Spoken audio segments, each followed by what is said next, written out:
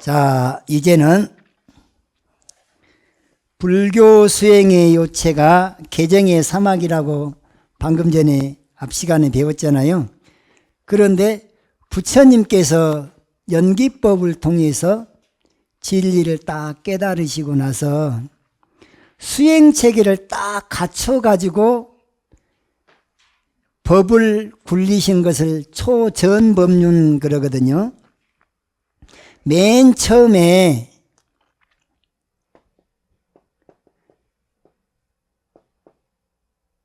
이게 전자가 구를 전자예요. 법의 바퀴를 굴린 부처님 말씀이라 해서 초전법륜경, 이 내용이 고진멸도 사성제예요. 네 가지 성스러운 진리라 해서 고진멸도 사성제인데, 전법륜경 또는 초전법륜경 또는 사성제경 또는 사제경,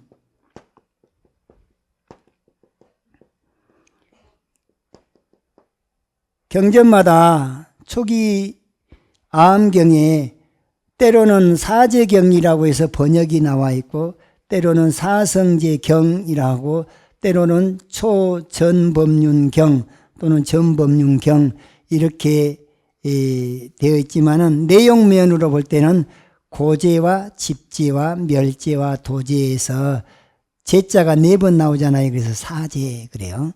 사성제, 4가지 성스러운 진리라. 이게 제로도 발음이 되지만 살필 체로도 발음이 돼요. 사성체가 아니고 사성제라고 읽을 때는 진실할 체, 진리를 의미한다 그 말이에요. 그런데 부처님께서 이 사성제를 수행의 요체로 삼아서 맨 첫 번째 이제 공식적으로 법을 펼 때는 사성제 법문을 맨 먼저 했어요. 이 사성제 법문을 했는데, 오비구라고 있잖아요. 부처님이 아직 도통하기 전에, 성불하기 전에 함께 도반으로 공부를 했던 그 국왕의 정반왕의 대신들 자제분들이 5명이 부처님하고 같이 시달태자하고 같이 수행을 했는데, 시달태자가 나중에는 고행을 포기를 했어요. 포기를 하고 이제 체력도 이걸 다시 보충하고 먹는 것도 정상적으로 이제 받아 잡수시고 걸식도 하고, 그걸 보면서 아이고 저 시달태자가 이제 타락을 했구나. 그래가지고는 그 부다가야에서 한 350리 정도 떨어져 있는 녹야원이라고 한 데를 갔어요. 거기 가서 자기네들끼리 이제 수행을 하고 있었는데, 부처님께서 연기법을 딱 깨달으시고 난 다음에 참 신기하고 신기하도다, 기이하고 기이하도다. 일체 중생이 시류불성이라. 일체 중생이 다 불성을 가지고 있는데, 부처가 볼 때는 다 본래 부처인데, 이 중생들이 얼마만큼 오염되어 있느냐에 따라서, 그 업에 따라서 천차만별의 세계가 펼쳐지고 있구나. 1차원 세계, 2차원 세계, 3차원, 4차원, 5차원, 6차원의 세계가 다 중생세간이 이렇게 펼쳐져 있구나. 다만 내가 본래 부처라는 것만 자각한다면, 본래 부처가 부처 노릇은 누구나 할 수 있는데 그것을 못하는구나. 그래서 일단은 중생의 입장에서 도를 이뤄 나가는 방식으로, 방편법으로 사성제 법문이 나오게 된 겁니다. 그러면 그 오비구를 찾아가게 된 것도 맨 처음에 이제 이 가르침을 아무한테나 전할 수 있는 것도 아니고 누구나 얘기해 준다고 해서 다 알아들을 것도 아닌데 그냥 내가 빨리 열반에 들어버릴까 그랬는데 이제 범천왕이 이제 권청을 해서 범천왕이 와서 그래도 전생에 성근 많이 심은 사람들은 부처님 말씀 듣고 신심도 내고 수행 잘해서 해탈할 사람이 있지 않겠습니까? 그렇게 하고 범천왕이 이제 법을 청해요. 청하는 것을 범천왕의 권청이라 그러는데, 그러면 누구한테 이 법을 설해주지 하고 처음 봤더니 알라라 칼라마가 104년이나 삼매를 닦아서 무소유처 삼매에 들어있었는데 그분이라면은 이 법을 빨리 터득하지 않을까. 그래갖고는 거기로 가려고 마음을 내니까 천신이 부처님 귀에다 대고 알라라 칼라마는 일주일 전에 돌아가셨어요. 그런 거예요. 그래서 인연이 없구나. 그래갖고 그 다음에 생각하는 게 이제 우따까 라마푸따 비상비비상처정을 닦은 그분을 이제 찾아가서 또 법을 설해야겠다 생각을 했더니 또 그것도 천신이 하는 말이 귀에다 대고 그분도 어젯밤에 돌아가셨어요. 그러는 거예요. 그래서 그 두 분을 제도를 못하게 돼서 그 다음번에 생각한 사람들이 오비구예요. 그래서 어디 있는가 봤더니 녹야원에 있거든요. 그래서 녹야원을 그렇게 가는데 거기 저 멀리서 10달 태자가 오는 것을 보고 그 오비구들이 저기 뭘 하냐면은 아니 저기 그 10달 태자 오고 있는데 저분 오면 우리 본체만치 해보자. 작당을 했어요. 자리도 깔아주지 말고 절도 하지 말고 먹을 것도 갖다 주지 말고 저 사람이 이미 타락한 사람이니까 우리랑 말도 섞지 말자. 이렇게 했는데 가까이 오면 가까이 올수록 얼굴이 그냥 어떻게 광채가 나는지 일어나지도 말자 했는데 자기도 모르게 뿔떡 일어나고 어떤 사람은 물을 떠다가 발을 씻어준 사람이 있고 막 그냥 말도 섞지 말자 했는데 더 아는 체를 다 하고 그게 자동으로 돼버렸어요. 그래가지고 이분들한테 이 사성제 법문을 합니다.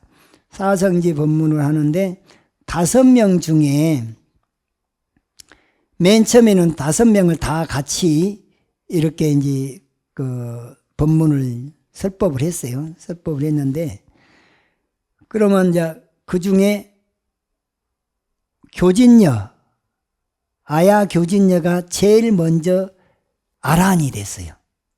거기는 하루 만에 그냥 깨달아 버렸어요. 그러니까 나머지 4사람은 계속 설법을 듣고 이 교진녀가 가서 탁발에다가 또 하고 그 다음에 또 아사치가 또 깨달아요. 아설시라고 하는. 그러니까 이제 둘이 나가서 또 탁발에다가 나머지는 또 공부를 시켜요. 대부분이 일주일 만에 다 아란이 됐어요. 부처님 당시는요, 이 고진멸도 사성제 법문이면 이고등락이 그냥 바로 가능했어요. 근데 요즘에는 이 사성제가 그냥 책에나 있는 거예요.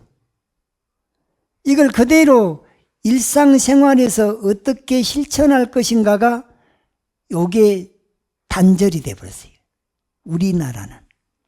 우리나라는 우리 출가할 때만 해도요, 아함경은 소승경전이라고 쳐다보지도 않았어요.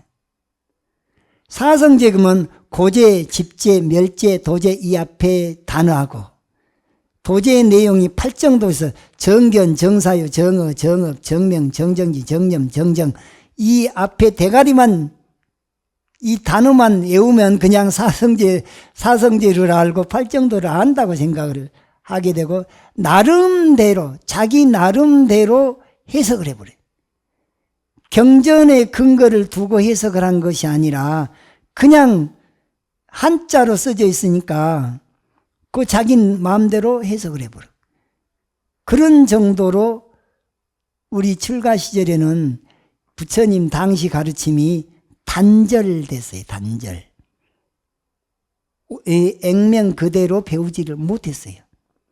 근데 지금은 세상이 좋아갖고 미얀마 가서 공부해 온 사람, 태국 가서 공부해 온 사람, 인도 가서 공부해 온 사람, 일본 가서 공부해 온 사람, 중국 가서 공부해 온 사람, 이분들이 우리나라에 단절됐던 것을 거기 가서 잘 배워서 그 영어로 번역되어 있는 것을 또 미국으로 간 사람은 영어로 번역된 것을 이제 영어를 잘하는 사람은 영어를 통해서 원래 오리지널 불교를 배우게 돼요.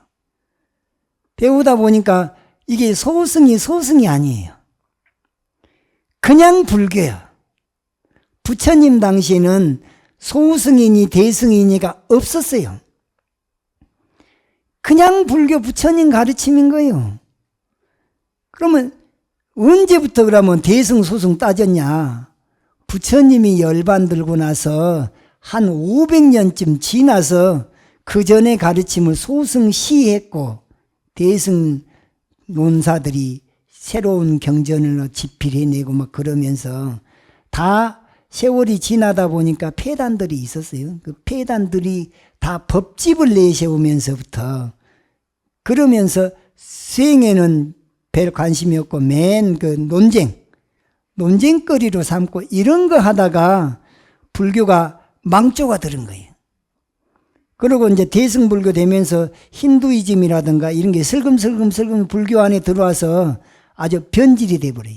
일단 밀교 같은 경우도 아주 순수 밀교가 있고 잡부 밀교가 있는데 잡부 밀교에서는 탄트리즘 같은 것들이 불교 안에 들어와 가지고 그 불교를 망쳐먹고 미얀마 불교가 망한 이유가 우리나라로 말하면 고려시대 때인데 그때가 바간 왕조예요. 바간 왕조 시대에 그 바간이라고 하는 그 시내를 가보니까 한 3,000개 정도 되는 스투파라고 하는 게 탑이에요. 탑이 그냥 법당이고 그냥 탑만 있는 것이 있고 탑 안에가 이 불단이고 이런 게 다 있는 부처님 모셔져 있는 그런 식으로 되어 있는데 거기 보면은 저기 탄트리즘에 관련되는 그런 불상들이 막 있고 그래요. 그럼 바간왕조가에서 왜 불교를 완전히 그냥 싹깡그리 없애버렸냐? 아니 그냥 수행자들이 말이죠. 이 남녀가 서로 교합을 해가지고 거기에서 이 사정만 하지 않으면은 거기서 니르바나를 성취한다 이런 식으로 하다 보니까 폐단이 생겨난 거예요. 아니 뭐 여자가 막 애를 가져불고 말이죠. 그러면 그것이 무슨 수행자냐고. 그래갖고 어느 그 국왕이 전국의 모든 승려들을 다 초청을 했어요. 그래가지고 몰살을 시켜버렸다. 그날 거기 온 모든 스님네들은 다 죽이고, 그리고 용케 도망간 사람은 이제 숨어서 살거나 외국으로 도망친 사람들은 살아남거나 그렇게 하고 스리랑카로 사신을 보내서 초기 불교, 부처님 당시 그 상자부 불교를 100년경 돼서 상자부가 있고 대중부가 있는데 상자부는 장로파예요.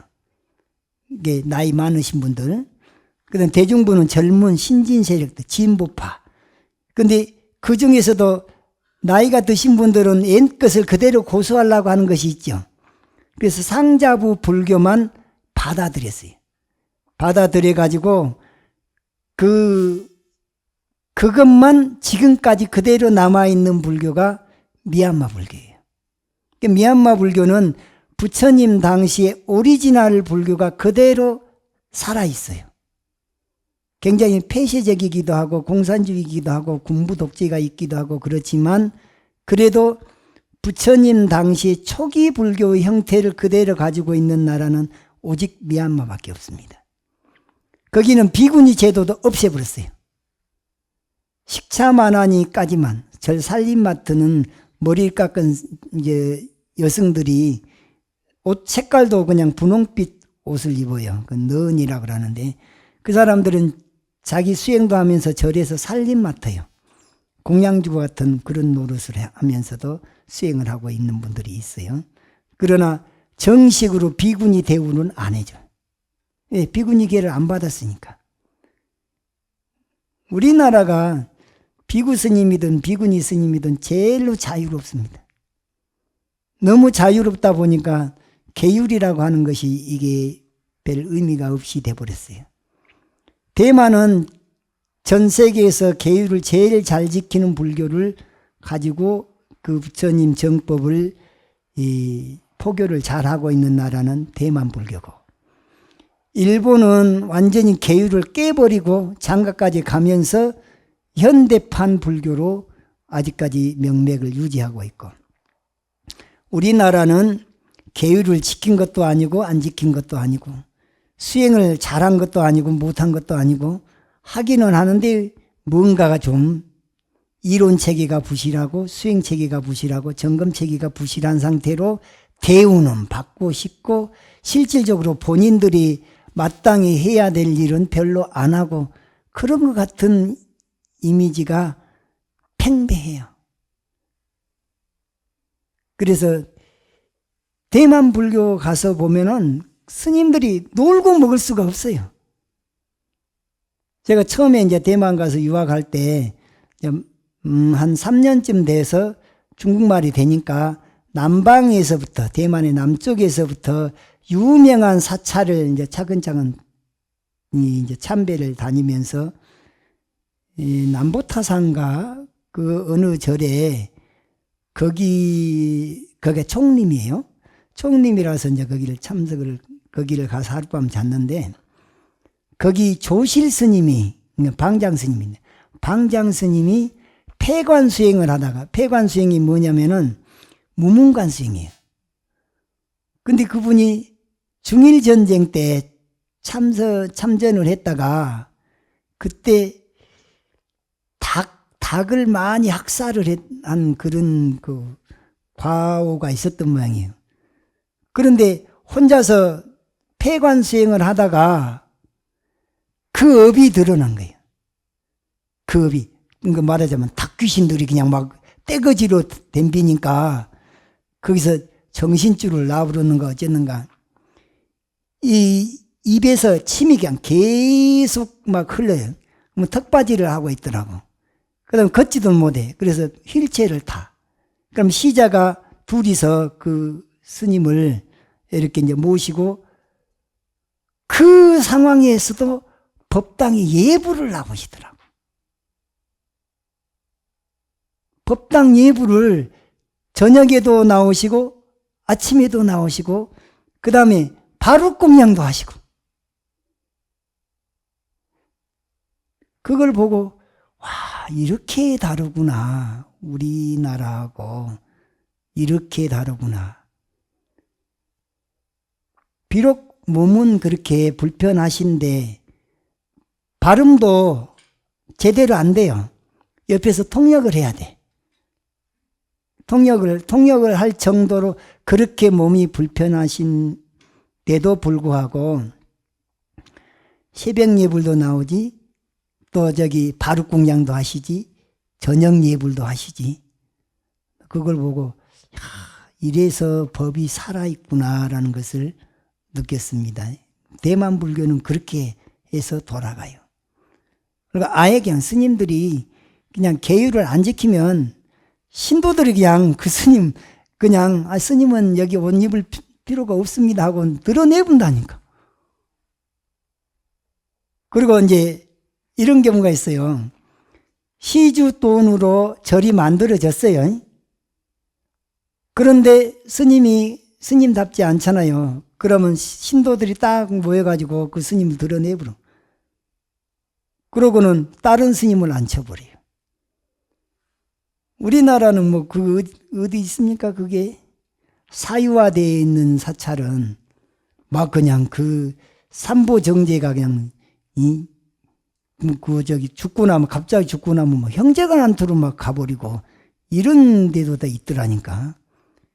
그래서 절은 반드시 종단에 등록을 해야 되는 거예요. 아니면 여기처럼 재단으로 딱 묶고 나가지고 그렇게 해서 삼보 정제가 유지되도록 하는 것이 스님들이 해야 될 일이고, 그걸 지키는 것은 불자님들이 자기 사찰을 지켜야 되는 거예요. 스님들은 이 법을 펴는 거에만 앞장서면 되지. 아니, 나처럼 지금 절 한 달 한 달 살아가는 거 이놈 걱정하고 있으면 안 돼요. 이게 될 일이 아니다고 말이에요. 법이나 잘 펴다가 임기 다 되면 가면 그것으로 좋게 해야 되는데 말이죠. 그러지 않고 내가 이놈을 갖다 뭐 움켜쥐려고 이러면은 욕심이 발동을 하게 되면 이상한 것이 나타납니다. 그래서 우리들이 이제 수행을 한다 하면은 부처님 당시에 초기 불교에 본래 오리지널 불교를 잘 배울 필요가 있어요. 부산의 어느 사찰은 다른 거 안 가르친대요. 딱 연기법하고 사성제 법문만 한대요. 다른 거 일체 안 가르쳐. 그놈만 계속해서 그 과정을 졸업을 하면 기수가 한 기수씩 졸업을 해요.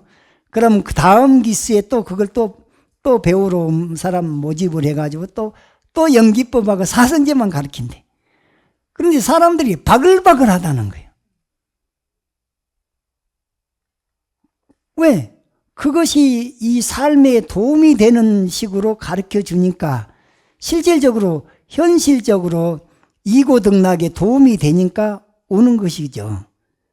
그러니까 불법을 너무 어렵게 가르치는 것은 별로 그렇게 바람직한 거 아닌 것 같아.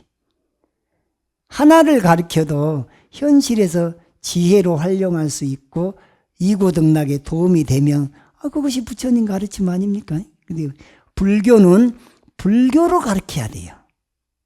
소승이니 대승이니 따질 필요가 없어요. 소승이 대승이도 복잡한데 거기다가 무슨 최상승까지 고집을 하고 있으니 최상승선을 어떻게 닦아나가서 이 사회와 더불어서 세상과 소통을 하면서 많은 사람들한테 이익을 창출시켜주는 하와 중생이 될 것인가가 포커스가 맞춰져야 되는데 나 한 사람의 상구보리도 힘들고 하와 중생은 뭐요? 그냥 자기 혼자 그냥 누리는 것만 그것만 하고 다니면 이게 불자의 기본도 아니고 말이죠. 실질적으로 불법이 활성화돼서 펴질 수도 없고 그래요. 그런데 우리는 다른 데서 그러든가 말든가 우리부터 그렇게 하자고. 우리부터 하나를 배워도 제대로 배울 수 있는 그런 청화불교대학이 됐으면 합니다. 그래서 고진멸도 사성제 법문하는데 여기서 이제 괴로울 고자를 쓰잖아요. 이걸 이제 고제 그러는데 집제 사성제라 하는 것이 멸제 도제 그러면 괴롭다라는 말을 쓰니까 우리 진여불성자리는 본래 괴로움도 없는데 왜 괴로움을 내세우냐 그런데 초짜들한테는요 현실이 우리 인생이 괴롭다는 것을 바로 일깨워 줘야 되는 거예요. 그럼 무엇이 괴로움이냐? 고제라고 할 때 괴로울 고자의 의미는 괴로움의 정의가 뭐냐면 고라 하는 것은 불만족한 상태. 마음이 만족을 못해요. 만족하지 못하는 게 괴로움이에요. 반대로 만족해버리면 뭐가 오겠어요? 고의 반대, 락이 오는 거예요. 그러니까 불만족한 상태를 없애고 만족하게 해주면 이고등락이 되는 거죠. 불교 수행의 목적이 어디가 있어요? 떠날 이자. 괴로움을 떠나서 얻을 득자. 즐거움을, 행복을, 이 락은 행복이라고 봐야 돼요. 불만족한 상태를 없애고 행복을 얻는 것. 이것이 이고등락이 우리가 절에 오는 목적이 아닙니까? 어쩔 때 행복하던가요? 대부분 소원성취야. 소원성취가 되면 기분 좋죠. 그 다음에 또 어쩌면 또 좋아요. 건강해지면, 건강이 안 좋았다가 건강해져도 기분이 좋아져요. 어떤 사람이 굉장히 열심히 살아가지고 그 사람 얼굴에서 광채가 나는데 그 옆에만 가도 기분이 좋아져요. 왜? 이 기운이 서로 소통이 되니까. 그 영향력이 있으셨던 분이 우리 청자화자 큰 스님이셨죠.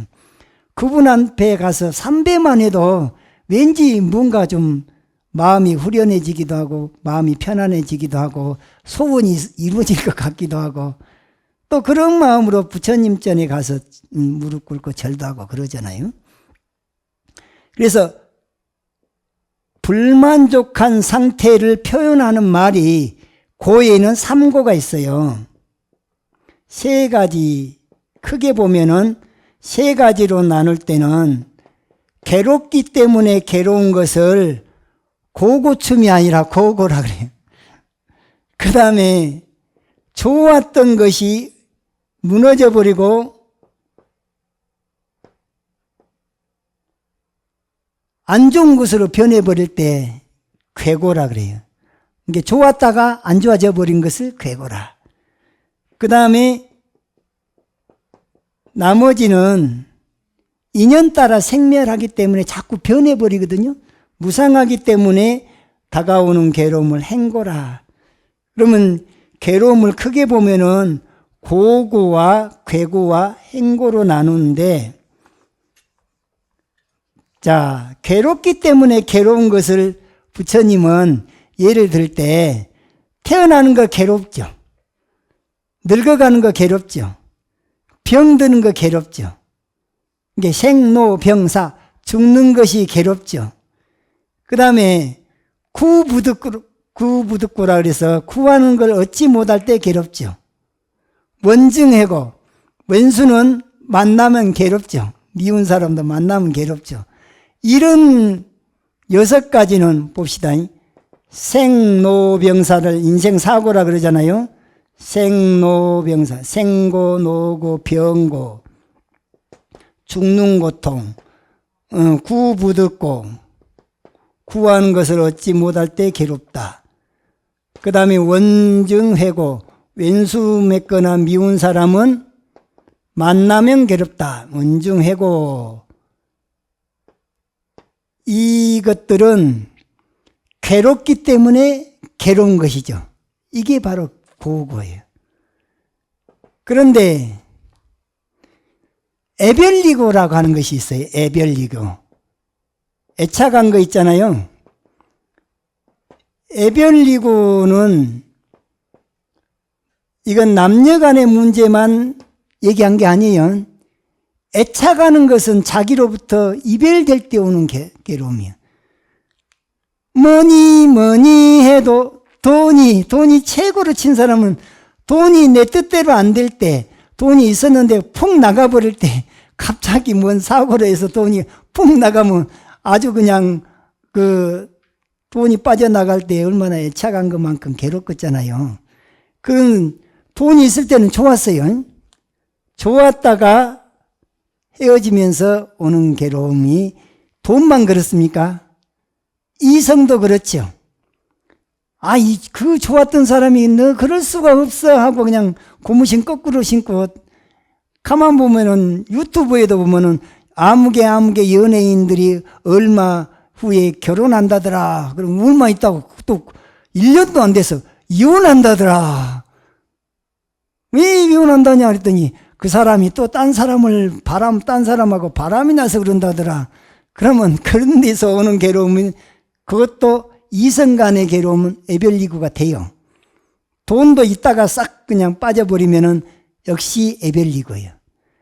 자식이 품 안의 자식인데, 자식한테 기대를 너무 많이 했는데 자식이 부모한테 다 실망을 많이 줬어요. 자식이 뭐 사업에 실패라고 부모가 노후 대책이 하나도 없어져 버렸어요. 그러면 자식 때문에도 오는 괴로움이 있죠. 그것도 애별리고예요. 그 다음에 친구 간에도 애별리고가 있을 수가 있고, 부부 간에도 애별리고가 있을 수가 있고, 또 이 재색, 식명수, 오욕이라고 하는 것이 다 애별리고에 해당되는 거예요. 그 다음에 구부득고 원중애고 오음선거라고 하는 것이 있잖아요. 오음선거라. 오음이란 것은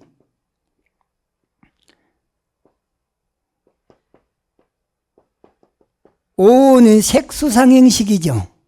우리 몸과 마음을 5가지로 나눠놓은 게 색수상행식인데, 이 몸뚱아리인 지수화풍 4대와 느낌과 생각과 의지와 그 다음에 분별하는 식별하는 이 마음이, 이 마음 5가지 몸과 마음 요것 때문에 내가 안 볼 수가 없어요. 안 볼 수가 없죠. 안 들을 수가 없죠. 그 다음에 냄새를 안 맡을 수도 없고 맛을 안 볼 수도 없고, 아무튼 감각기관이 온전하다면 현실을 직면하고 살 수밖에 없는데, 그 모든 것이 인연 따라 왔다가 인연 따라 사라져버리기 때문에 내 뜻대로 잘 안 돼요. 그래서 이 나머지 여기 생로병사, 구부득고 원중애고 애별리고 요 7가지는 두드러진 괴로움이에요. 요 놈을 뺀 나머지 모든 것은 내 몸이 있고 내 마음이 있어서 오온이 색수상행식이 인연 따라서 온갖 경계를 상대를 하다 보니까 이 자질구리한 괴로움은 인연생멸하는 무상함 때문에 오는 괴로움이다. 싸잡아서 그것을 오음성고 또 오온성고, 이것을 인연생멸하는 자질구리한 괴로움을 행고라 그래요.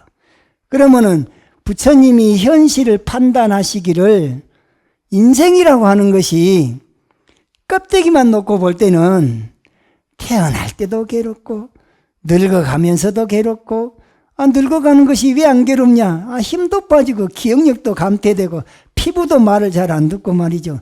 눈도 좀 시력도 떨어지고 귀도 좀, 모든 감각기관이 다 떨어져 나가는 요 모든 과정을 다 늙을 노자로 변해가는 늙어가는 이 과정을 노라 그랬어요. 그 늙어감에 오는, 따라서 오는 불만족한 상태를 노고, 병들면 다 괴롭죠. 그 다음에 죽는 것이 괴롭죠. 애별리고 있죠. 구부득고 있죠. 구하는 거 얻지 못할 때 괴롭고, 왼수나 미워한 사람은 만나면 괴로운 거, 이것은 따지고 보니까 괴롭기 때문에 오는 괴로움이잖아요. 그 다음에 좋았다가 그냥 그것이 무상한 순간, 이별되는 순간 오는 괴로움은 애별리고인데, 이것이나 그 다음에 나머지 모든 것들이 육군과 육경이 만나면서 육식이 일어나고, 그 사이에서 오온 때문에, 색수상행식 몸과 마음 때문에, 요것 때문에 자질구레한 괴로움이 다 온단 말이죠. 그래서 부처님이 판단하기를 중생세계는 일체계고라. 일체가 전부 다 괴로움 투성이다. 이렇게 진단을 한 것이 바로 고제예요. 우리 인생살이라고 하는 것은, 잘난 사람은 잘난 대로 괴로움이 있습니다. 못난 사람은 못난 대로 괴로움이 있어요.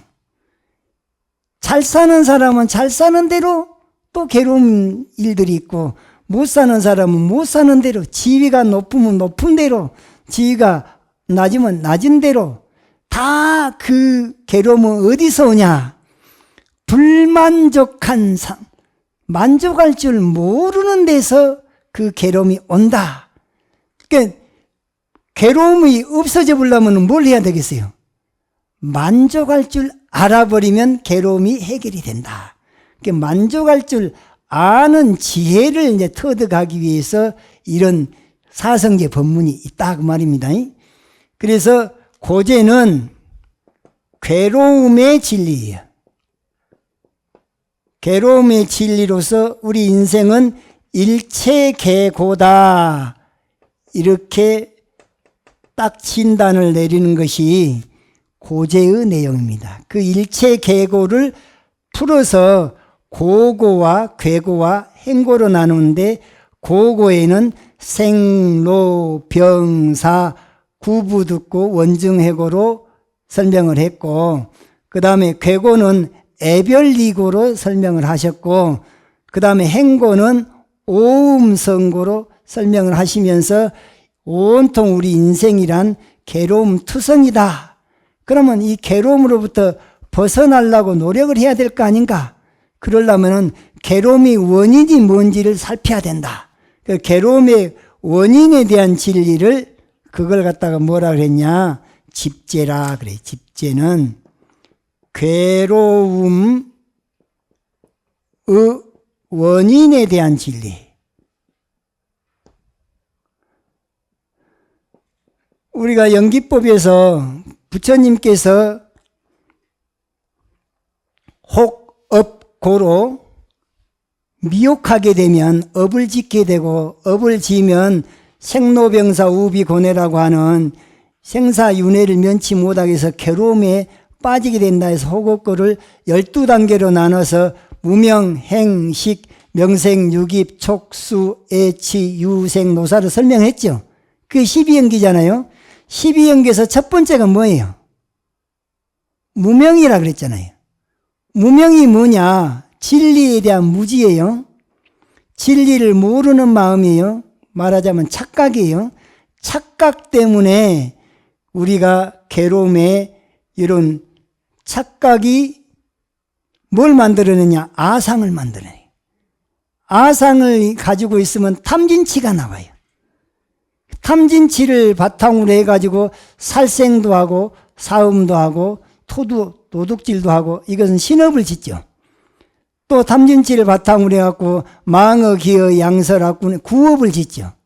탐진치 자체는 의업이단 말이에요. 신구의 삼업을 짓는 것이 원인이 돼서 그 결과로 드러난 것이 인생사고인 생로병사와 구부득구 원증이고 애별리고 오음선거라고 하는 일체계고가 나오는데, 일체계고의 가장 근본 원인을 연기법으로 놓고 볼 때는 무명심이라 그랬어요. 무명심. 그러니까 괴로움의 원인은 뭐라고 하냐? 없을 무자, 밝을 명자, 지혜 없는 마음인데, 무엇이 지혜 없는 마음이냐?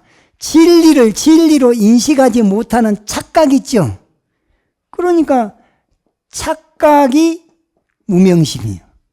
어떻게 보는 것이 착각이냐?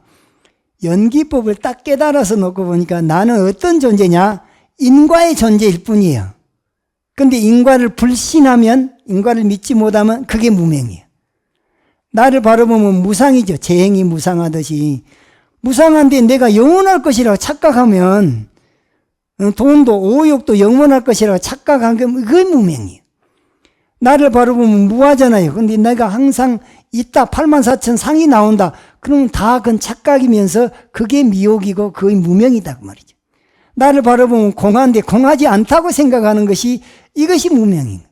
나를 바라보면 본래 부처인 중도 실상인데 중도를 보지 못하는 그 마음이 바로 무명이다. 그러면 그런 착각만 일어나면은 바로 거기다가 이제 차근차근 기하급수적으로 이제 무엇이 따라 붙냐? 그놈의 착각 하나가 나다란 아상을 만들어내. 아상이 있으니까 탐진치가 나오네. 탐진치를 또 앞세우다면 더 발전하고 살생, 두도, 사음, 망어, 기어, 양서, 락구, 탐진치, 시박십선이라고 하는 신구의 삼업을 지게 되는 것이 업을 지었죠. 그게 원인이요. 그러니까 이 집제는 아상을 가지고서 탐진치를 앞세워서 신업과 구업과 의업, 신구의 삼업을 짓는데, 그것도 이 십악과 십선으로 또 업을 짓잖아요. 그것이 원인이 돼서 결과적으로는 인생사고라고 하는 생로병사와 구하는 걸 얻지 못하는 구부득고와 원증회고라고 하는 이 원수와 미운 사람 만나면 괴로운 일이 생겨나고, 거기다가 이 애착하는 것들은 나로부터 멀어질 때 괴로움이 또 오고, 몸과 마음이라고 하는 오온이 치성해가지고 오온 때문에 자질구레한 모든 경계들에 무상하기 때문에 괴로움으로 다가온다. 그래서 이 일체계고가 나타나게 되는 가장 근본적인 원인은 착각에서 있어요. 나를 바로 보지 못한 착각. 나를 바로 봤으면 밝을 명자 명일 텐데 명자에 없을 무자가 붙어버리니까 무명이 뭐냐? 진리에 대한 무지요. 진리를 모른다는 게 무엇이 진리냐? 연기법을 보니까 인과가 진리요, 무상이 진리요, 무아가 진리요, 공이 진리요, 중도가 진리인데 그것을 딱 망각해버리면 그 자체가 무명이 되고 그게 원인이 돼서 차근차근 거친 번뇌들이 쌓여지게 되더라. 그것을 파악하는 진리가 집재라는 거예요. 이게 집재의 내용은 다른 게 아니에요. 착각, 진리를 모르는 것, 나를 바로 보지 못한 것, 나를 바로 보면 인과, 무상, 무아, 공, 중, 연기법으로 봐야 되는데 나는 바로 보면 본래 청정법신 비로자 하나 부렸는데 그걸 망각을 해버렸잖아요. 그 망각하는 그 순간이 착각이에요. 그걸 무명이라 그래. 그걸 미혹했다 그래. 혹이라 그래. 그것이 바로 원인이 돼가지고 신구의 삼업을 짓는데 시박십선의 업을 지은 것이 고통의 원인이 된다. 이렇게 해서 이제 현실의 인과를 파악하는 게 고재와 집재예요. 그러면 원인이 뭔지 알았죠? 고통의 괴로움을 낳게 되는 원인이 바로 아상 때문인 줄 알았죠? 아상 때문에 욕계 새끼 무새끼로 펼쳐지는 중생세계가 생겼으니까 그럼 아상만 졸업하면 되겠다라는 생각을 해야 된단 말이에요. 그럼 아상이 졸업이 되면 통달무화가 되겠죠. 통달무화가 되면 생사해탈을 하죠. 생사해탈을 하면 괴로움이 소멸될까요? 안 될까요? 괴로움이 소멸되는 게 멸재예요. 멸이란 말은 소멸됐다. 무엇이? 괴로움이 불만족한 상태가 딱 해소가 됐어요. 그럼 만족이 오는 거죠. 만족이 오면 뭐가 오겠어요? 행복이 옵니다. 그 자체를, 그 행복 그 자체를 잘 표현해 놓은 것이 열반, 니르와나, 열반이라고 그래. 상나가정이라고 하는 열반사덕이 우리 본래 면목인데 그것을 다시 회복한 진리를 멸재라 그래요.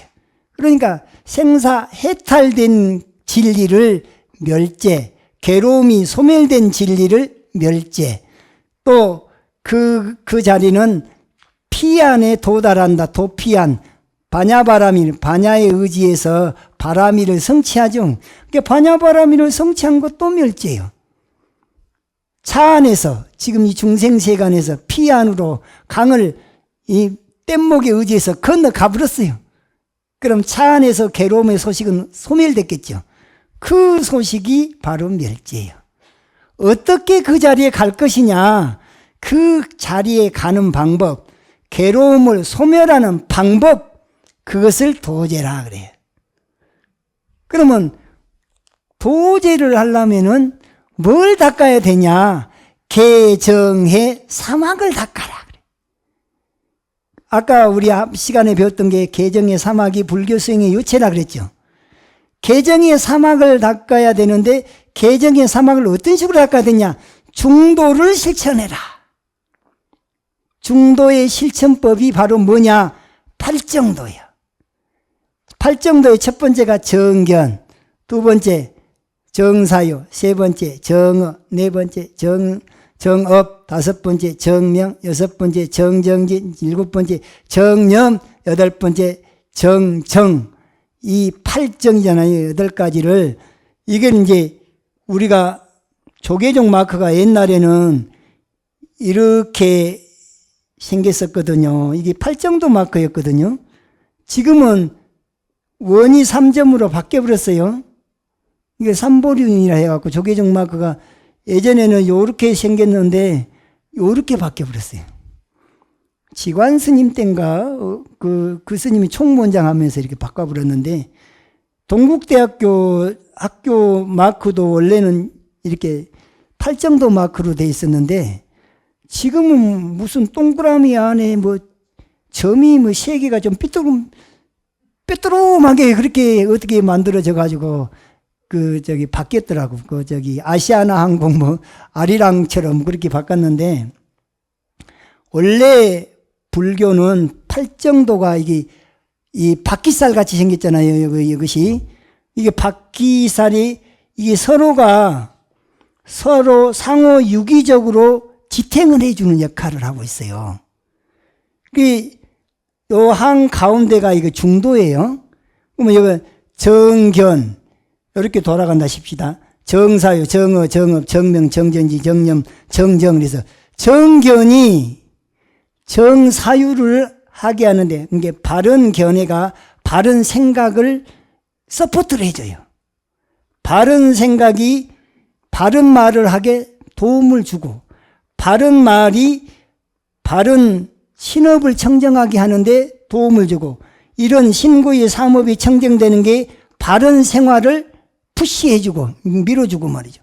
이런 바른 가르침이 선법이 서면 열심히 노력하는 정진력이 나오고 그 정진력을 더 확실하게 하려면 알아차림을 잘해야 되는 정념이 있고 그걸 잘 하다 보면은 마음이 안정이 되고 삼매에 들어가는 정정이 있게 돼서 이것들이 서로 상호 유기적으로 돌아가는데 그 팔정도를 나눠놓으면 개, 정, 해, 사막이 되는 거예요.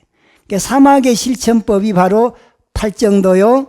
중도의 실천법이 바로 팔정도인데 이게 어디가 시작이고 어디가 끝이 아니에요.